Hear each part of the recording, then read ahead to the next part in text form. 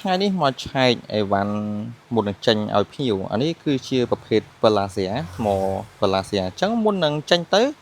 អីវ៉ាន់គឺខ្ញុំដោះឆែកគ្រប់អីវ៉ាន់ឆែកមើលថាឆ្នាំងសាកដើរអត់ថ្មដាក់មួយឆ្នាំងសាកទៅបញ្ចូលអត់ហើយពិលយើងបញ្ចាំងភ្លឺអត់អានេះពិលនេះហ៊ានបញ្ចាំងនៅចិត្តកាមេរ៉ាចិត្តពេកហើយអាតុងពណ៌សអញ្ចឹងវាផ្លាតមកវាខូចមួយកាមេរ៉ារបស់ទូរស័ព្ទជួនកាលថតទៅបើយើងបញ្ចាំងចំវាអាចនឹងចេញឆ្នូតណា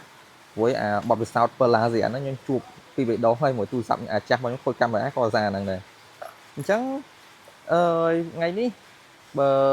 យើងចេញទៅខ្សែចូលនេះ5ប្រអប់ញួរទៅជន់គាត់ម្ដង5ប្រអប់ហើយអានោះ3ប្រអប់3ប្រអប់ទៀតអញ្ចឹងវា11គ្រាប់អញ្ចឹងទាំងអស់11គ្រាប់ចេញជូនឲ្យភ្ញៀវហើយប្រម៉ូសិនយើងគឺនៅបន្តដដែលតម្លៃ$11